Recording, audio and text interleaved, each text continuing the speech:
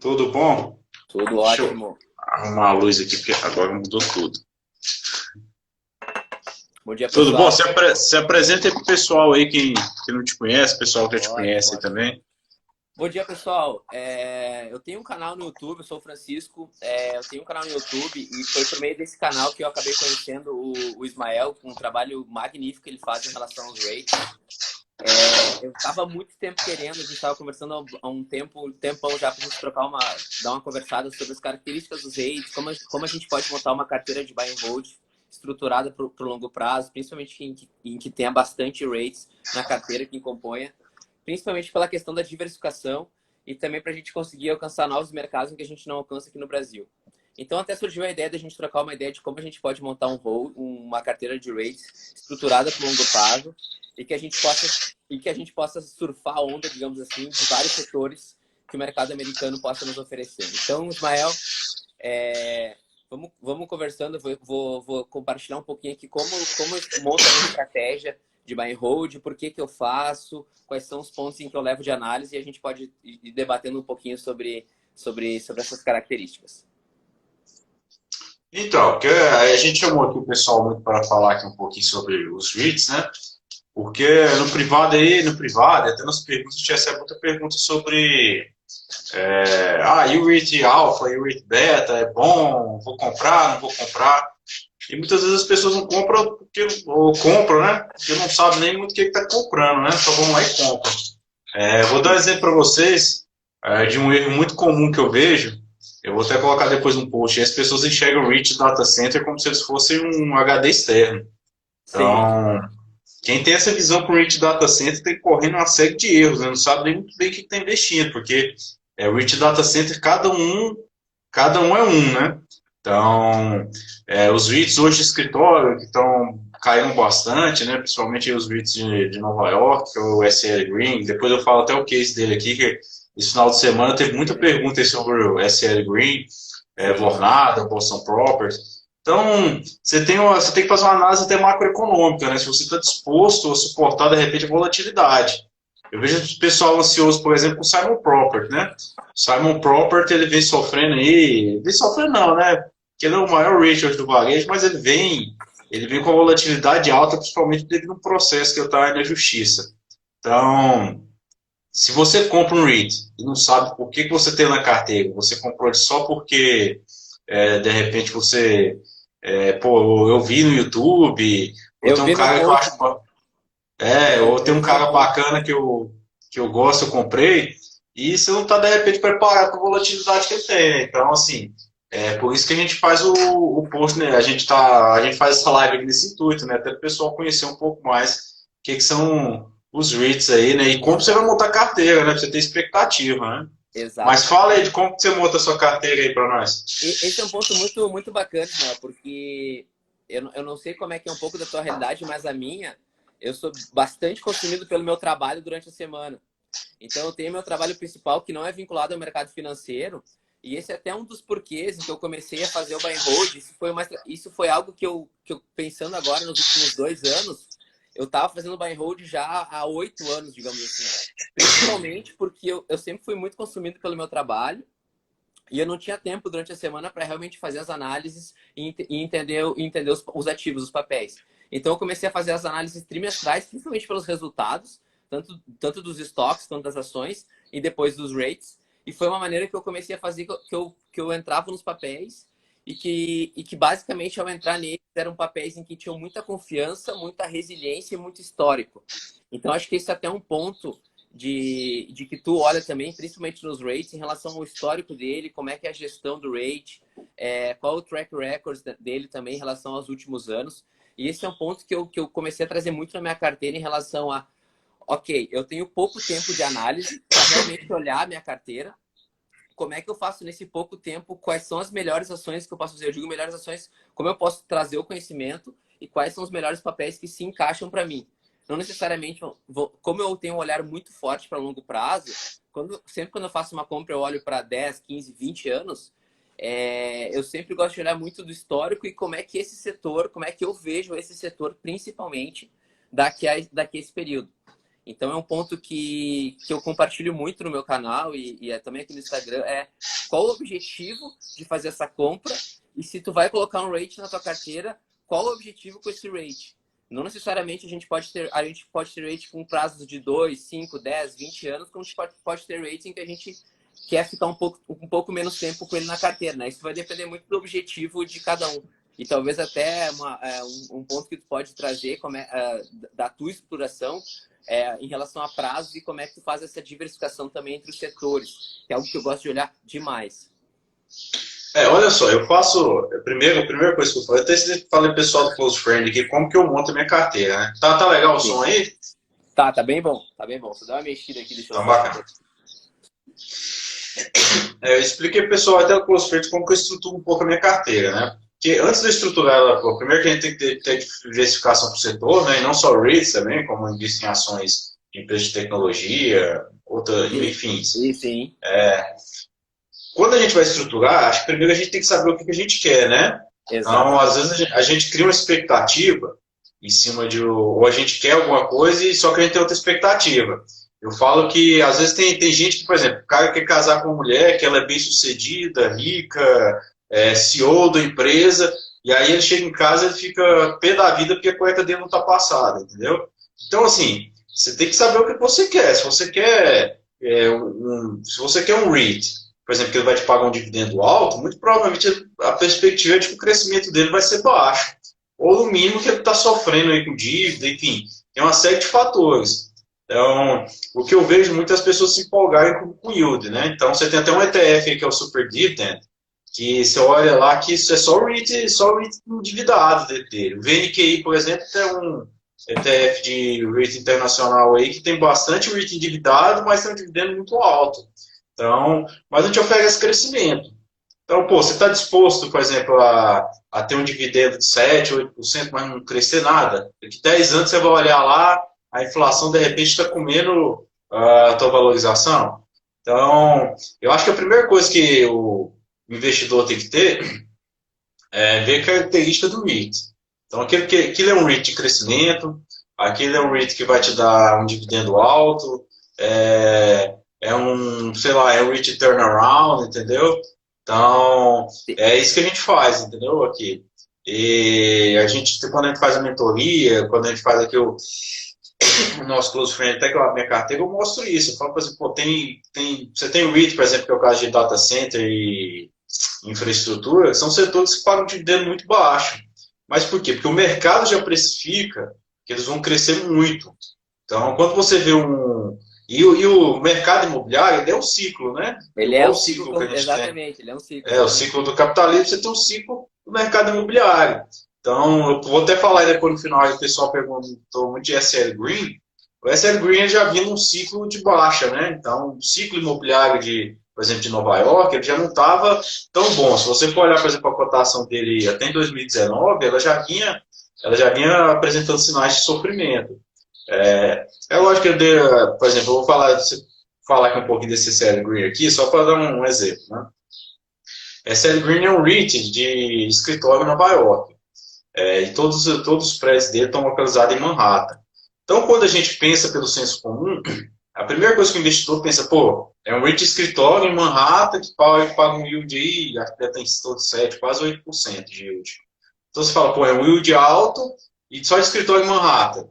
Tá, aí você vai lá e compra. Aí você já observa o quanto que a sua avaliação, de repente, se você comprou baseado só nisso, sua avaliação foi rasa. Sim. Porque o mercado de Nova York, por exemplo, ele já vinha dando sinais que já estava saturado em termos de preço de aluguel. Porque né? Hoje o segundo polo tecnológico dos Estados Unidos é Nova York, depois é lógico é a Califórnia. Então as empresas como Facebook, Google, muitos bancos, né? SL Green tem grande parte dos inquilinos deles são bancos, por exemplo, o Banco de Toronto. Então, os bancos eles vêm tentando colocar o máximo, banco, tecnologia, colocar o máximo de funcionar em home office. E isso se dá em parte porque já vinha vendo É engraçado porque para avaliar isso, né, como que o home office faz diferença, um dos fatores que você avalia é o fluxo de gente no metrô de Nova York. Então, o fluxo de gente no metrô de Nova York vem caindo desde o ano passado. Por quê? Porque as pessoas têm essa consequência do home office. Mas é um rate ruim? Não. Desde que você saiba onde você está colocando o pé, né? Que, pô, já é um rate que ele vem diminuindo a dívida dele, ele tinha uma dívida grande, ele já diminuiu 30% a dívida dele, acabou de comprar um prédio no Madison Square Park, que tem um fundo de pensão coreano, já está alugado, mas o aluguel só começa a vencer em 2024. Enfim, você tem que saber o que você está comprando. Se você tem essa perspectiva, tá tudo certo. Entendeu? Agora, se você compra só porque você fala assim, pô, é um REIT de escritório em Manhattan e tem um yield de 7%, vou comprar. Entendeu? Não faz nenhum sentido, né? É muito do que as pessoas também me perguntam às vezes, Francisco, eu quero montar uma carteira de longo prazo e eu quero compor alguns papéis, o que tu me indica? Eu sempre pergunto, tá, qual é o teu objetivo com esse investimento? O que tu quer com ele? O que tu espera dele, né? Até porque eu sempre digo que ações, elas são muito boas, mas o primeiro ponto é a gente conseguir dormir bem no travesseiro. Ou seja, se a gente tem muita, Isso, se a gente tem um valor acima do que a gente consegue suportar, esse investimento não é para nós. Então, por melhor que ele seja, entende? Então, eu sempre falo isso, da gente saber o que a gente quer em relação à porcentagem de renda variável que a gente tem. E da porcentagem de renda variável é muito do que tu falou, da gente realmente conhecer o que a gente está comprando.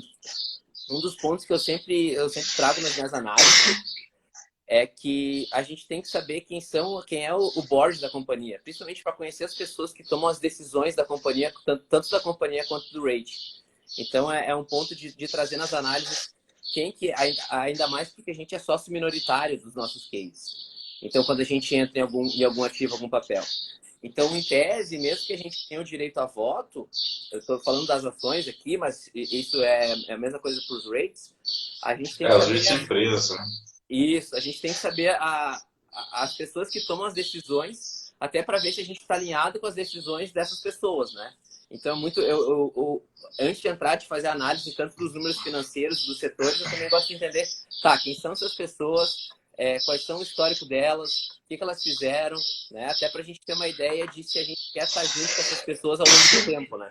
Então, é um ponto disso, para mim, eu acho que é de suma importância isso, até para eu me sentir seguro. Até porque eu vou fazer as análises trimestrais dos meus papéis, eu não vou olhar todo dia. Então, são coisas em que eu levo em consideração para a estruturação da carteira, né? Exato. Não, e uma coisa interessante, até aproveitando que falando de REITs, né? Que eu sempre trago por case da vida real. Por exemplo, tem um REIT que é muito bacana, que é o Ventas, que é um REIT de healthcare. Mas me desagrada muito a forma como ela é conduzida. Por exemplo, pela CEO dela, que é a Débora Cafaro. Que ele é um REIT que, dando lucro ou prejuízo, eles estão aumentando o bônus para a diretoria. Então, isso acaba se que pela, pô, os caras, assim, em tempo de crise, os caras não diminuem o bônus, né? Porque você tem a loja, você tem o salário e você tem os bônus. Então, os bônus não caem. Você tem outro tipo de governança, por exemplo, tem um REIT que eu acho ele muito bacana, que é o MGP, que é um REIT ele é um REIT de cassino, né? Quem conhece aí Las Vegas, o MGM Grand, Luxor, Mandalay Bay, é tudo do MGP. Sim. Só que o MGP, assim, ele é um REIT, mas grande parte das cotas das ações deles estão na mão do MGM, que é o cassino. Então você acaba tendo um conflito de interesse aí, mas não deixa de ser um REIT excelente. Mas acaba que você tem que saber o que você está entrando, né? Onde estão os buracos no barco que você está entrando, né?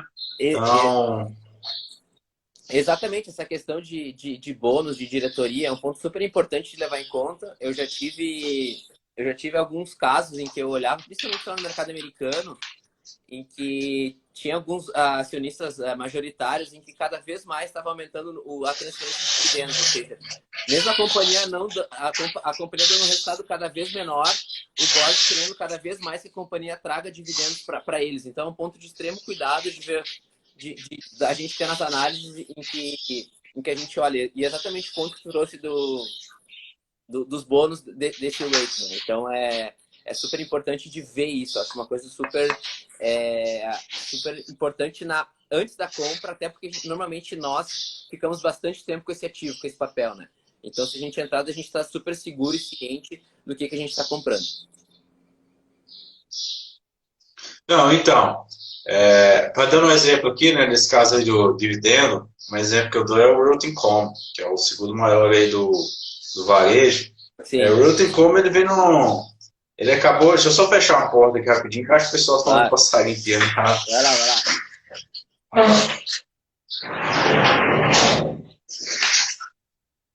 Eu não sei se é aqui, pessoal. Vamos fechar a porta aqui.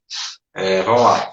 Realty Income, ele acabou de virar um dividendo aristocrata agora em janeiro desse ano, né? O que é o dividendo Aham. aristocrata? 25 anos aumentando o dividendo.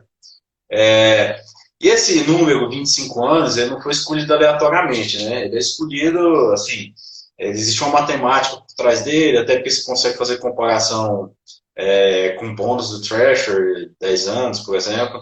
Então, o que acontece é que, por exemplo, quando um REIT ele vira um dividendo aristocrático, que é o caso de Realty Commerce, Ex-Property, Federal Realty, Uhum. ele não quer perder esse status, porque isso gera segurança para ele, isso acaba aumentando a cotação e o yield geralmente é bem mais baixo.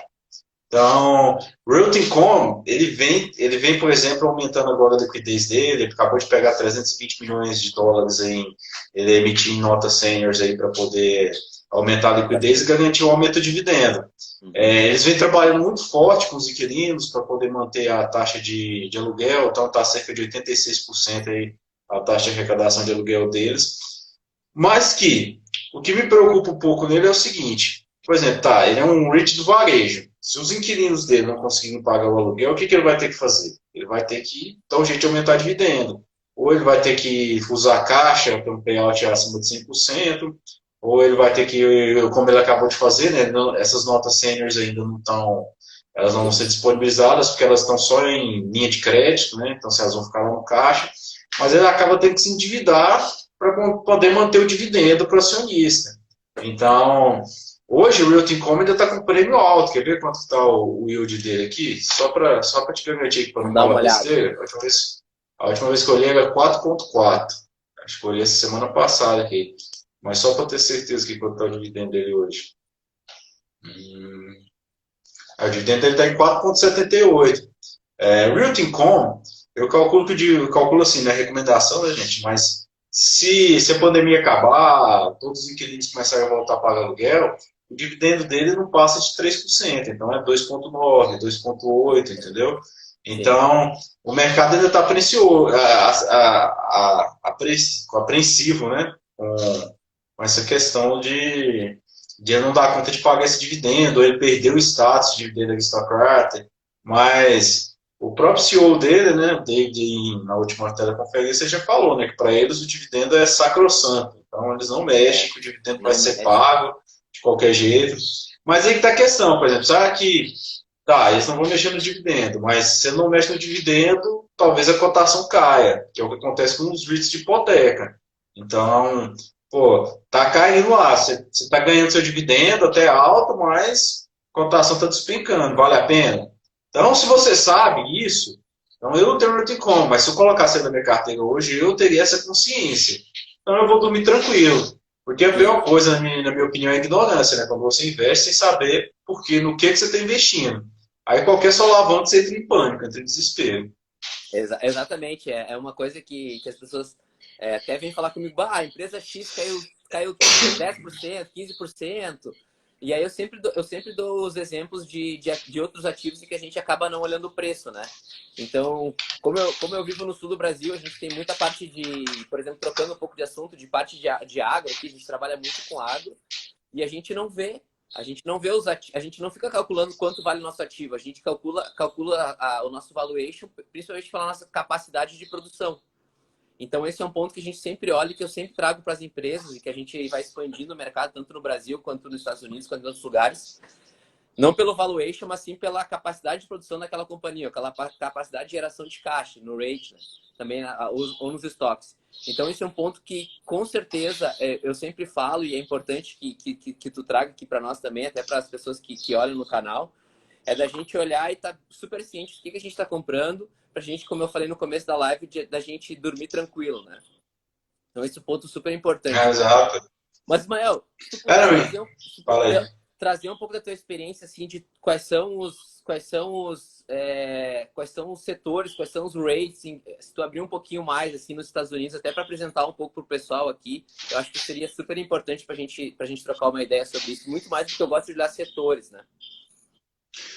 Então, eu falei aí mais cedo aí, que acompanhou aí, eu fiz uma postagem aí do Royal Capital.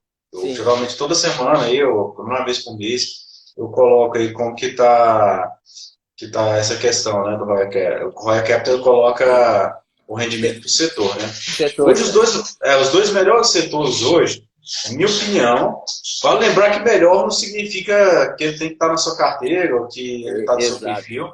Os dois melhores hoje é o setor de data center e o setor de infraestrutura, principalmente de torre de celular, né? Só que eles são dois setores difíceis de avaliar. Então, dificilmente você vai ver uma casa de análise, por exemplo, no Brasil dando recomendação em setor de infraestrutura e data center, porque, principalmente data center, é muito complicado assim avaliar. Quem é da área de TI, até gente da área de TI não consegue avaliar se você não, de repente, não trabalhar com Big Data, por exemplo. Sim. Então, são dois setores que eu gosto muito, entendeu? Eu vejo muito potencial, porque apesar de serem REITs, eles são setores de tecnologia. Então, tudo que envolve tecnologia, a gente observa que tem um avanço expressivo, principalmente nos últimos anos. O exemplo é Equinix, aí, que é o maior de data center, ele quase faliu na crise das .coms em 2002. Foi um REIT que quase foi para o saco. Naquela época, a cotação dele chegou a bater em 2, 3 dólares, algo assim. Tu já Então, é um setor acompanhava que naquela vem época ou nos. não? Tu já acompanhava? Já, mas eu não investia, né? Porque só se tornou REIT depois. Eu fui Sim. investir bem depois, assim. É comum, quem começa a investir nos Estados Unidos, olhar para o básico, né? Facebook, Amazon, Disney. Então, Microsoft, é. Microsoft, não que seja ruim, por exemplo. Eu gosto de Amazon, mas eu gosto de Amazon por causa dos REITs data center. Porque a Amazon, por exemplo, ela tem o maior capital hoje, market cap, market share, né? Sim. Em nuvem do mundo é da Amazon. Então a gente imagina o Google, né? Mas não é o Google, é a Amazon, é disparada, é o maior market share de nuvem. E aí você vai vendo assim como que dentro dos inquilinos de data center, como que a Amazon tem uma força muito grande. Então, eu gosto muito da Amazon, da Equinix por isso. Digital Realty é outro REIT muito bom. Para falar a verdade, todos os REITs de data center, eu acho eles bons. Não tem nenhum que eu falo assim, esse REIT é ruim. Só que eles têm perspectiva diferente. Então, por exemplo, hoje, na minha opinião, a principal característica de um REIT data center é interconexão. Você tem QTS, por exemplo, que já diz que não vai trabalhar com interconexão. Apesar de não ser um REIT data center, a Iron Mountain, por exemplo, não trabalha com interconexão. O negócio deles é colocation em nuvem. Então, eles trabalham muito para o sistema financeiro. Por exemplo, a Caixa Econômica Federal utiliza a Iron Mountain, que é para armazenar dados, que é diferente, por exemplo, da Equinix, Digital Realty, Cyrus One, que o negócio deles é fazer interconexão, principalmente de nuvens, né? Sim. E interconexão cliente com cliente. Então, é um setor que eu gosto muito.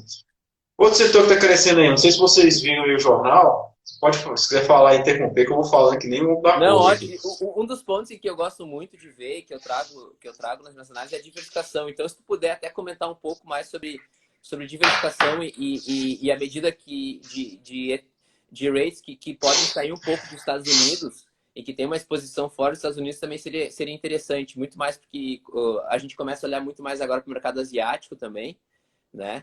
Em que traz algumas boas Sim, oportunidades. Então, é super importante de comentar um pouco com o pessoal aqui as opções, né? Talvez principalmente para ver se a pessoa ela tem interesse ou não de estar exposta um pouquinho fora dos Estados Unidos. Isso é super importante na diversificação e para a gente diminuir riscos de longo prazo, né? o que a gente tem que entender é o seguinte, vamos lá, por exemplo, vou dar exemplo aqui de setores, né? Na minha opinião, você tem Equinix e você tem o resto.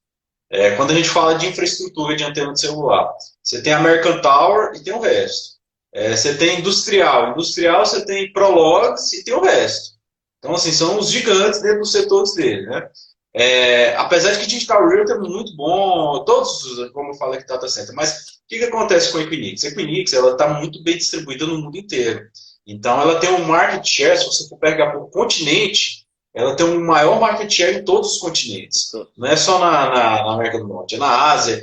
E ela faz essas interconexões via cabo. Então, você tem uma barreira de entrada muito grande, porque quando um data center da Equinix, por exemplo, na Coreia do Sul, se comunica com um em São Paulo, ele não faz isso via satélite ou via nossa internet, ele faz isso via cabeamento. Então, ela tem esse market share. Depois você tem Digital Realty também, que é outra grande, mas que ela é maior na América do Norte. Mundialmente ela nem se compara. Mas ela também tem posição. A Digital Realty tem Fortaleza, São Paulo, Rio, Coreia do Sul. A gente está acabando de criar 2 data centers aí na Coreia do Sul.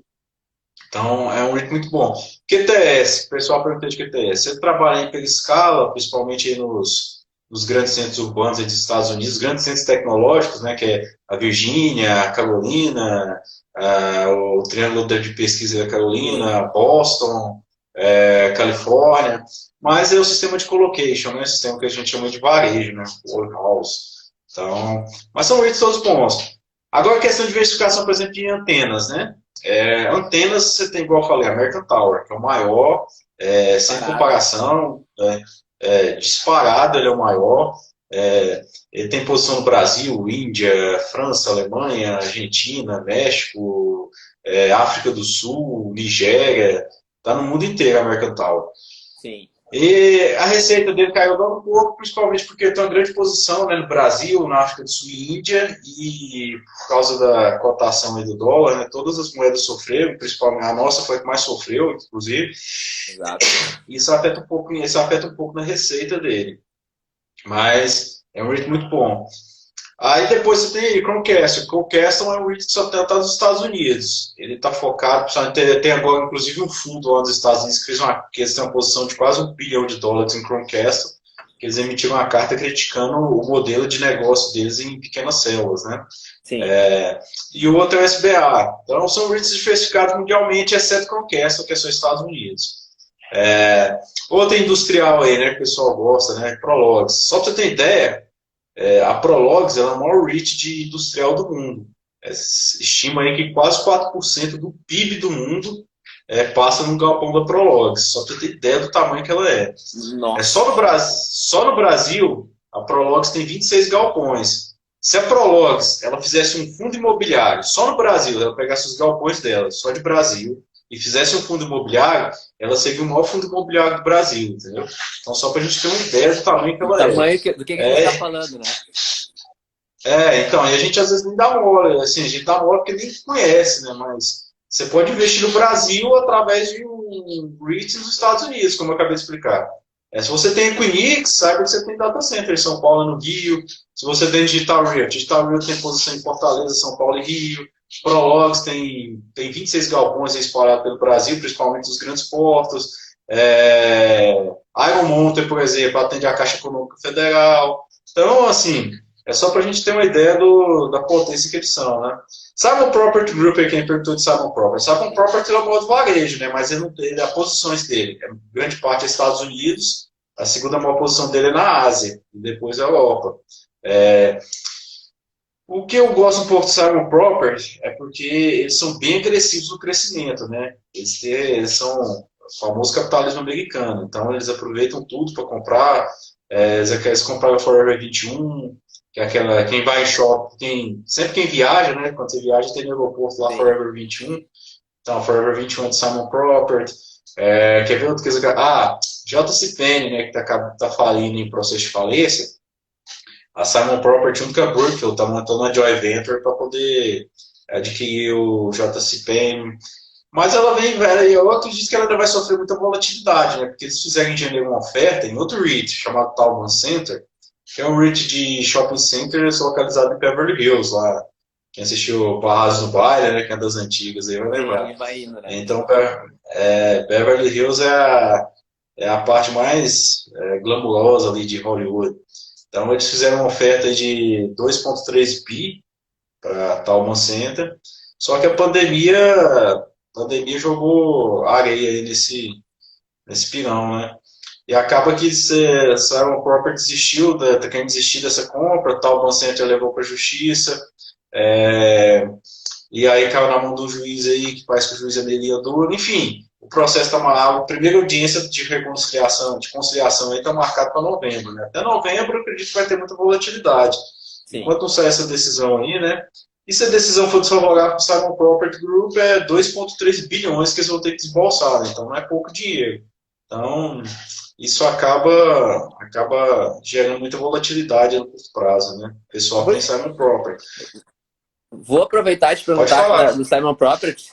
É uma pergunta que eu recebo muito no canal é quantos REITs a gente tem listados no mercado americano e dentro desses REITs, qual a porcentagem que tem uma liquidez aceitável e moderada para a gente conseguir operar, eu digo operar e ter segurança para quando a gente precisar sair do papel a gente não tenha problemas.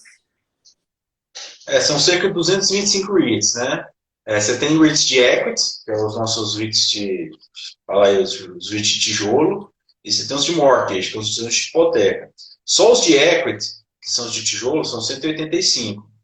Em termos de liquidez, todos eles têm liquidez, né? Os menores REITs aí, para você ter uma ideia, o REIT de 2 bilhões de dólares é considerado small cap. Então, a liquidez, o que a gente fala, a porta de entrada e a porta de saída de mercado americano é gigantesca. Então, quem tem conta aí, por exemplo, na Passfolio ou na Avenue, nenhum REIT abaixo de nenhum REIT, não, nenhuma empresa ou ETF abaixo de 1 bilhão de dólares é negociado lá. Então, todos eles têm uma liquidez gigantesca. A gente é muito acostumado com o Brasil, com a nossa liquidez, às vezes você compra Um papel. sei lá, uma empresa, um papel de tecido lá, tem umas ações de tecido, por exemplo, uma empresa de tecido aí, tem uma liquidez, um free float é ridículo, de baixo, liquidez baixa, isso acaba preocupando, mas nos Estados Unidos não tem tanto isso, né? E as que têm baixa liquidez geralmente são REITs bem ruins, né? Que não sei se você vai perder tempo com eles. Exato, Esse é um ponto que eu sempre trago e muito mais para saber onde é que eu estou pisando, da gente pegar o universo macro, digamos assim, que é os 185 livros, e desse a gente dividir, tá, quais que eu vou estudar, porque a gente com certeza não vai conseguir estudar todos eles, a não ser tu que é um expert do assunto, digamos assim. Mas a gente pegar do portfólio macro, a gente selecionar alguns REITs em que a gente queira estudar realmente de verdade para a gente saber se a gente tem na carteira, né? Então esse é um ponto bem, bem importante. O Leonardo estava falando aqui um pouco sobre as taxas da Avenue, que incomoda um pouco. E aí, já que a Passfolio é custo zero, tu comentou comigo que tu investe pela Passfolio, né, Ismael? Cara, eu tenho três. Eu tenho a Avenue, o Passfolio e a Megtrade. Eu comecei na Megtrade porque na época não tinha ainda essas outras. Só que a Megtrade ela tinha uma coisa que assim, entenda a posição deles, que não é, eles não têm ação fracionada, então só vendem ação inteira. E, pô, eu queria, por exemplo, entrar em Amazon. Pô, mas, por exemplo, hoje, você vai comprar a Amazon a 3 mil dólares. 3 mil dólares, realmente. É quase 18 mil reais para você comprar uma ação de Amazon. Então, pô, a Megtrade era um pouco difícil entrar em papéis maiores, assim, né? Então, aí quando surgiu a Avenue, eu falei, pô, ação fracionada, apesar da taxa, apesar do câmbio lá não ser muito favorável, mas eu decidi abrir uma conta para comprar ações fracionadas, ações mais caras, né? Sim. E até hoje eu tenho muita ação mais cara na Avenue. E aí surgiu a Passfolio, eu conheci a Passfolio até esse ano ainda. Eu nem sabia que ela existia. Até eu fiz uma live aí com o David, com o Will da Passfolio, o Capone já, tem uma live aí nossa com ele. Sim. E aí surgiu com a taxa zero. Só que a Passfolio ainda é nova, né? Tem muita coisa que ela não tem, por exemplo, tem ação preferencial, mas eles estão evoluindo bastante. Eles já tem agora a possibilidade de você investimento de dividendo automático, já tem o relatório de imposto de renda. Então, assim, quando eu soltar na plataforma web, que é o que eu estou esperando, talvez eu migre parte dos meus investimentos para a Passfolio. E com relação à segurança, ela é da Darwealth, tá? Eu estou diário na Darwealth. Não tem nenhum problema, né? E tu que já tem as duas, tem uma comparação, por exemplo, eu invisto pela Ameritrade. Eu faço todas as minhas remessas via remessa online. Tem uma comparação entre as transferências na Passfolio, na taxa de câmbio versus remessa online, para a gente ver qual é mais barata, digamos assim? Então, a Passfolio, ela tem o spread, né, de 1,2, enquanto a remessa online é 1,3. Se eu não me engano, é 1,3 da remessa online. 1,30. Só que a remessa online, você tem aqueles cupomzinhos de desconto, né, que você acaba conseguindo abater lá 10. Todo mundo usa aquele cupomzinho de desconto. Então, ela é um pouquinho melhor nesse sentido. Mas o que assim... O que ainda me agrada um pouquinho mais na Passfolio é que eu vou ser bem sincero. Eu acho um saco declarar imposto de renda, velho. É muito chato. Velho. Então, agora que eles estão fazendo o relatório de imposto de renda, que eu ainda não usei, não sei nem como está ainda, eu não vi direito, mas isso ajuda demais, né? Você tem um relatório ali de imposto de renda para você não. Porque, pô, declarar imposto de renda no Brasil, da B3, já é muito chato. É muito chato. Então, é muito chato do B3. Você E declarar não, nos Estados Unidos, então, você ainda tem que fazer aquela conta do 15º dia, do mês anterior, fazer a conversão do dólar, do último dia útil, aí você pega a cotação do Banco Central, é muito chato aquilo.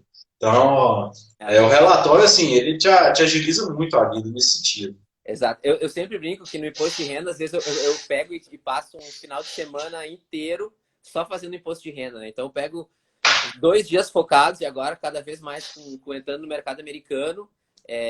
Isso é um, digamos, é um saco fazer, mas é um mal necessário, digamos assim, né?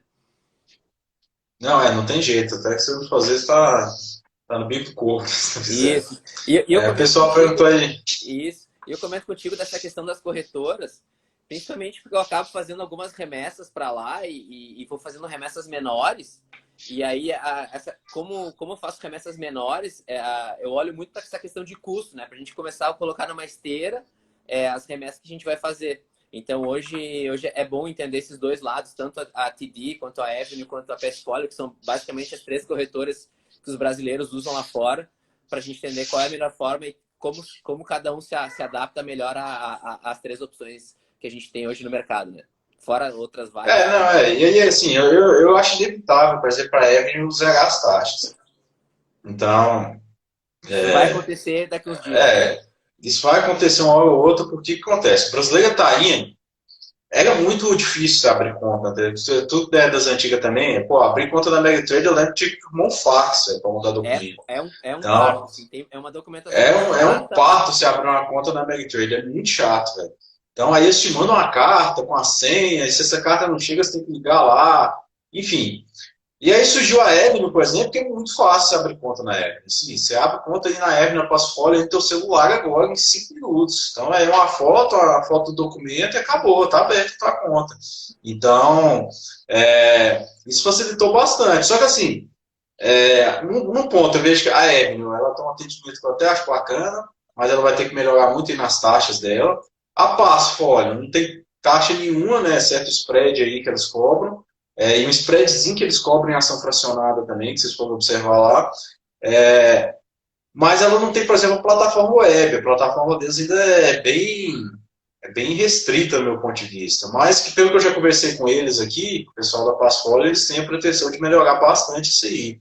Então, assim, o investidor brasileiro ele vai aprendendo, e se elas não melhorarem, é natural, né? Porque tem tanta corretora nos Estados Unidos, se você for abrir o site, por exemplo, da FINRA, da SIPC, você vai ver lá uma lista gigantesca de corretoras. Exato, Então, gigante. eu nem conheço nem metade daquelas corretoras que estão ali. Tu vê um ponto que cada vez mais as pessoas estão procurando. Eu tenho um vídeo lá no canal que eu falo sobre a análise das corretoras e eu faço uma comparação entre elas. E até deixo aqui o convite para quem quiser dar uma olhada lá tem um canal no YouTube, é só procurar por Bench de Holder. Tem um canal, vai ter dentro do canal tem um vídeo explicando as diferenças entre cada uma. E cada vez mais tem comentários no vídeo também, parte de views das pessoas perguntando: e essa corretora X é boa, não é? Funciona para mim, não funciona? Então é um ponto que eu sempre digo, de cada um tem suas necessidades.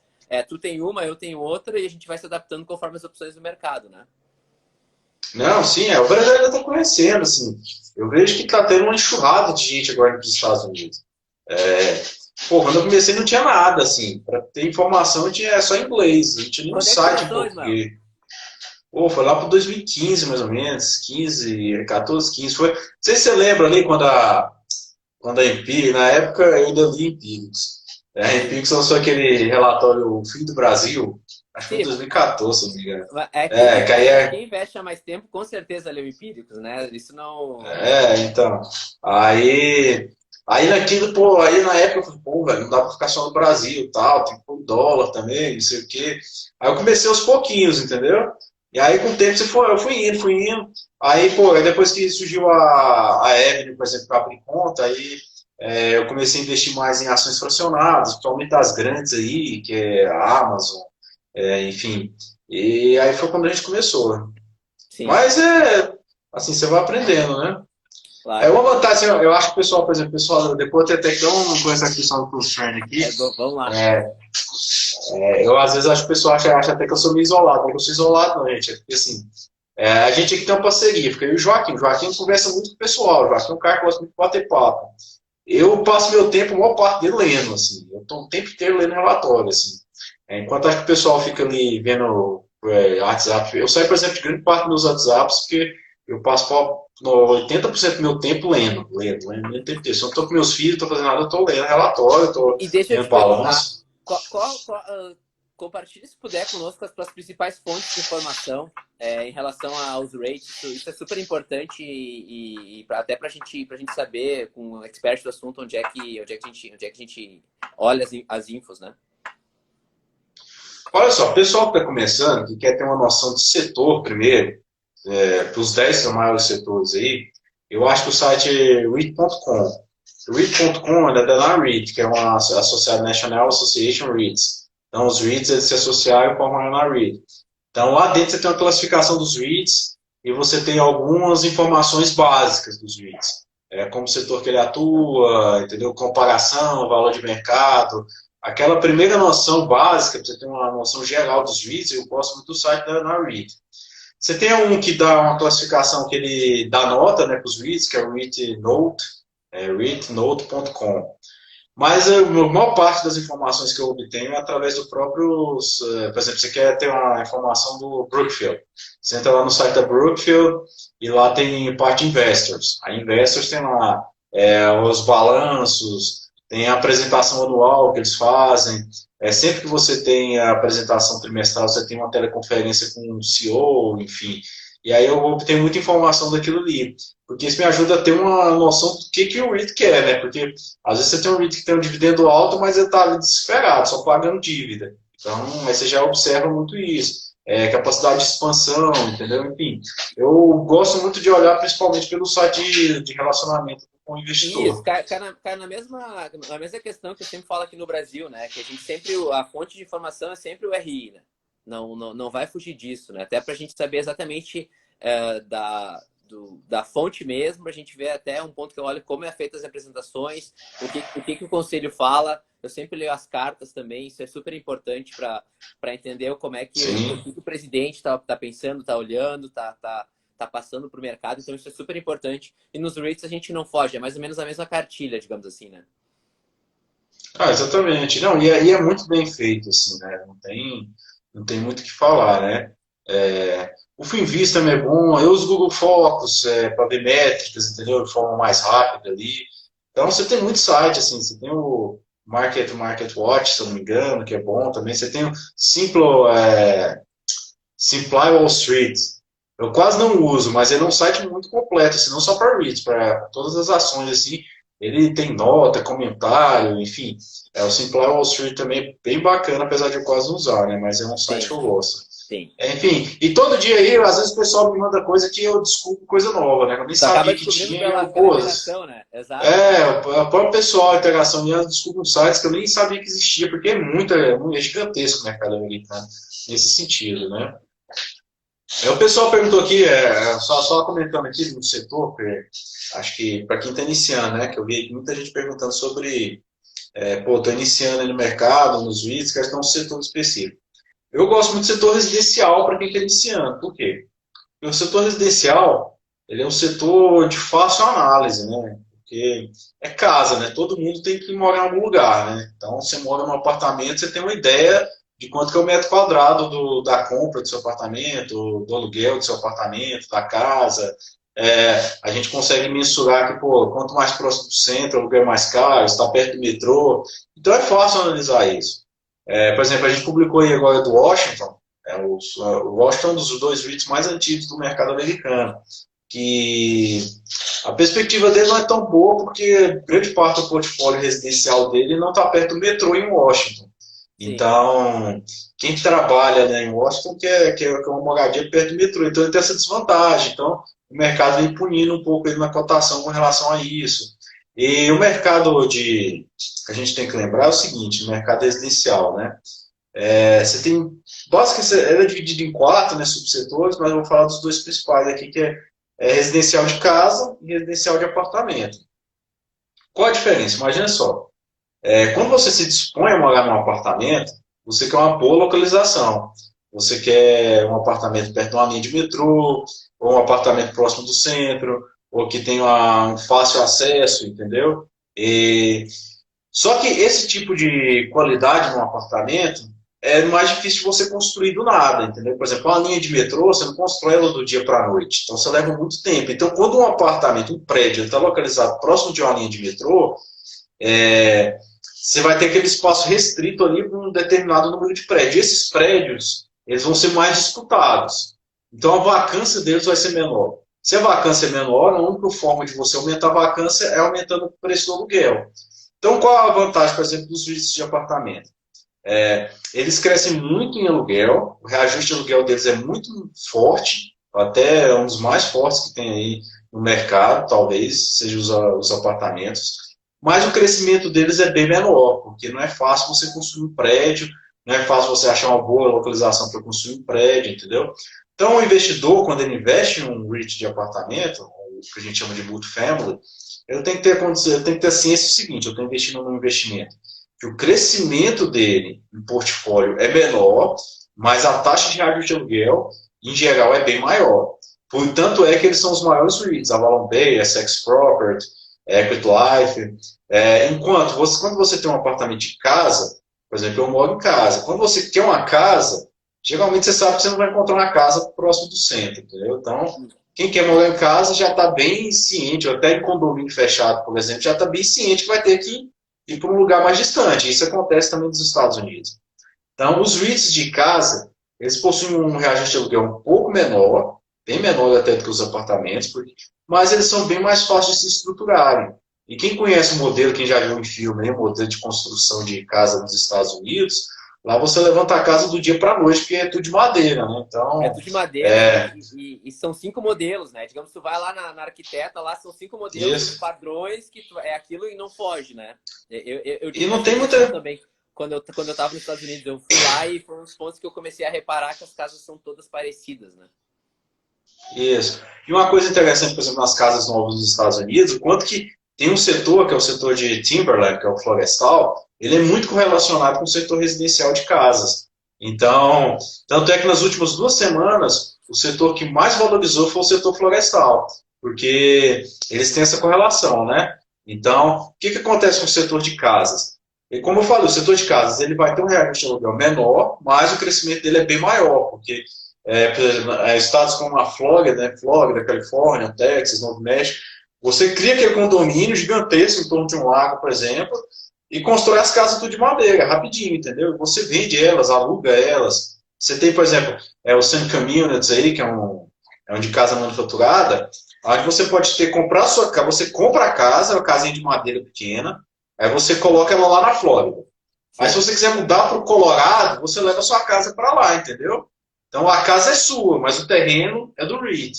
Então você paga aluguel só pelo terreno. Então eles conseguem crescer através disso. Eles têm parques de trailer também, onde você pode estacionar o seu trailer, pode alugar um trailer. Então, como eu falei, eles conseguem ter um crescimento porque são bem mais fáceis de se Se construir, mexer, mas em sim, compensação o reajuste de aluguel é menor, né? Então, quando a gente fala, por exemplo, que você tem que ter a consciência do que você está investindo, é nesse sentido, né? Pô, eu vou falar, pô, eu tenho a Sex Property na carteira. A Sex Property é um REIT que só tem na Califórnia e ele tem uma posição em Seattle também. Mas grande parte do portfólio dele é na Califórnia.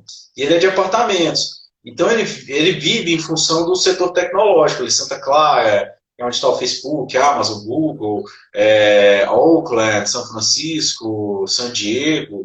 É, e ele tem essa barreira de entrada, porque são apartamentos assim, pequenos, geralmente 2, 3 quartos, o aluguel é muito caro. Então, o aluguel é em torno de US$ 3.000 num apartamento de 2 quartos, pra você ter ideia, tanto que é caro o aluguel deles.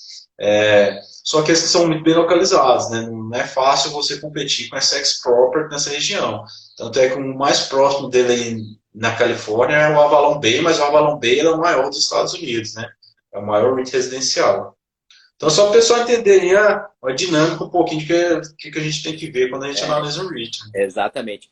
O Natan acabou de perguntar aqui se tem alguma sugestão de algum bom ETF de REIT para a gente avaliar. Olha só, os grandes ETFs de REITs, eles têm uma coisa que eu não gosto tanto, que é o seguinte, eles colocam todos os REITs na carteira. Então, assim, você tem REIT bom? Tem, mas você tem REIT ruim. E o ETF, ele acaba o quê? Como ele compensa a carteira dele, faz o balanceamento da carteira dele, a maioria deles, né? Conforme é o valor de mercado, eles não pegam o REIT no começo do ciclo dele de crescimento, porque ele vai Uhum, colocando o REIT de acordo com que ele vai aumentando o valor de mercado claro. dele. Então, é aquela famosa história que a gente aprende lá com o tio Breda, né? Assim, você está comprando na alta. Então, não necessariamente comprar na alta seja ruim, né? Porque quem faz buy and hold, você vai ter que comprar na alta sempre ali, É sempre. mas você acaba não avaliando o futuro de um REIT. Então, eu gosto mais de setor de REIT, ETFs setoriais, né? Só que eles ainda são muito pequenos, porque a maioria deles começaram menos de 2 anos. Você tem, por exemplo, o SRV, que é um ETF de setor tecnológico. Então, na carteira dele só tem data center e infraestrutura. Você tem um ETF que é o INDS, que é só de REITs industriais. Você tem outro ETF aqui que é o OLD, que ele, na verdade, não é só de REITs, né? Ele é todas as empresas que são envolvidas com cuidados de idosos. Então, você vai ter algumas empresas farmacêuticas, mas o grosso dele também são REITs aí de healthcare. Você tem um ETF que é o NETL, que é o de Net Lease, que são só REITs focados em contratos longos, estáveis, com dividendo médio. Mas, como eu falei, são ETFs pequenos. Se vocês forem digitar na Passfólio na Avenue, provavelmente vocês não vão encontrar. Vocês vão ter que mandar um e-mail pedindo para incluir eles Não na vai sua nem ter conta. Mas que Sim. ainda não tem porque eles não têm um valor de mercado tão grande.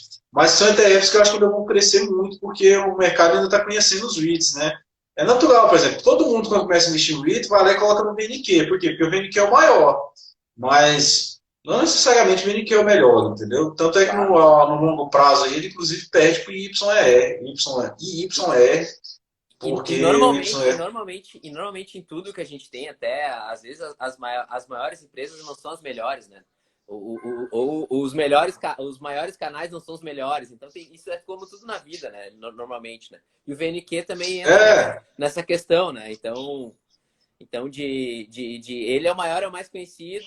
E às vezes ele ganha liquidez até pela pessoa ser o primeiro que ela vê e que vai entrando, né? é, o ETF de Infra Data Center é o SRVL, o ticker dele. Vocês podem, não sei se vocês vão encontrar, mas quem tiver conta dos corretores vai encontrar ele. O ETF, inclusive, é um dos que mais valorizaram aí. São ETFs setoriais, né? Então, o mercado está descobrindo. É natural, assim. Eu nem critico quem tem VNQ. Eu tenho um VNQ, por exemplo, lá, que é o meu benchmark da minha Eu, carteira, entendeu? eu tenho também, eu tenho Então, VNQ também. eu tenho um VNQ que eu uso de benchmark da carteira lá para saber se eu estou ganhando ou perdendo dele, entendeu? Sim. Mas você tem muito ETF que o pessoal ainda está descobrindo. Por exemplo, esse de NetLease, eu acho muito interessante o, a proposta dele, porque os REITs de NetLease são REITs que têm contratos longos, né? Então imagina você como inquilino, você chega e fala, pô, eu sou um REIT, por exemplo, você é um inquilino. Eu falo para você, tá, eu te alugo o prédio, mas você vai arcar com tudo. Você vai arcar com condomínio, aluguel, imposto, seguro, manutenção. Você fala, pô, qual a vantagem de alugar um prédio assim, né? E aí eu falo para você ainda, eu falo, para piorar, meu contrato é no mínimo 15 anos e você ainda tem que ter rede de investimento. Então, assim, para o inquilino estar disposto a alugar um edifício desse jeito, é porque o edifício é muito bom, entendeu? Exato. Então, quando você olha para um REIT Net Lease, em geral é porque os imóveis deles são muito bons. E o ETF e o Net Lease, ele vem dessa proposta, né, de alocar na carteira dele só REITs que tem Net Lease, como Stag, Store Capital, enfim, o National Retail, aí, então são REITs que têm contratos muito longos, estáveis, entendeu? REIT para não ter aquela. Não tomar susto, né? Exatamente. Tem mais alguma pergunta aqui? Vamos lá, que tem mais 4 minutos aí antes da live cair. Antes da live cair? Bom, pessoal, Ela cai mais numa algum hora. ponto, Ismael, antes da gente finalizar aqui, que queira compartilhar na live de hoje? É, o pessoal perguntar aí que eu não respondi é Brookfield, né? Brookfield, ela tem o REIT e tem empresa, né? Sim. Brookfield, ela é um REIT bastante alavancado, payout baixo, que grande parte vai para pagar dívida, entendeu? Então, tanto é que o yield dela deve estar em torno de 10% aí. Então, se você sabe o que você está investindo, o problema é que, por exemplo, tem gente que dá recomendação de Brookfield, que eu vejo no mercado, que dá recomendação de Brookfield e sequer faz o relatório dele, né? Então, se você sabe o que você está entrando, tá tudo certo. É verdade, exatamente. Esse é o ponto que a gente vê que cada vez mais que a gente está entrando, o mercado está amadurecendo ao longo dos anos, digamos assim. E provavelmente tu tem esse mesmo sentimento que eu, em que a gente está recém começando nessa batida dos rates e é um mercado que tem muito a amadurecer, tanto nos Estados Unidos quanto aqui. E ainda mais pela questão residencial, pela questão do amadurecimento dos setores, isso é super, super importante. Eu convido até o pessoal que está na live a entrar lá no meu canal. Eu faço algumas análises, principalmente também Já de viu ações lá, bacana. americanas e ações brasileiras. Isso eu sempre gosto muito de responder os comentários e ter uma interação bem forte lá no YouTube. Então deixo aqui o convite também, caso alguém queira passar lá, vai ser super bacana a gente poder conversar um pouco por lá. O pessoal perguntando de Equinix, de Starrett. Pessoal, assim, a nossa live vai acabar daqui a pouco aqui, só para explicar aqui para vocês, os de data center, cada um tem um. Eu não sei se está caro, está barato, assim, em relação. Pô, o que está caro em relação ao outro? Digital Realty vem crescendo, né? Equinix também vem crescendo, entendeu? Os dois competem muito forte. Então, o bom em Londres, né? Igual eu falei, eu fiz aí um post aí, ó, que saber os REITs aí da Inglaterra aí. Eu não tenho nem o REIT da Inglaterra, mas me agrada muito os REITs que eu vejo assim com bons olhos lá na Inglaterra. São os REITs industriais e os de residência estudantis, né? São REITs bem bacana, né? Para o pessoal que quiser conversar aí, a gente tem uma consultoria também que a gente está fazendo aí via. Só mandar o direct aí também. O nosso close friend, a gente já fechou ele. Tá bem bacana, a gente fez aí na quarta-feira, acho que o pessoal até cansou da minha cara aí, que eu fiz umas 3 horas com ele aí, conhecendo no Zoom, mostrando a carteira racional.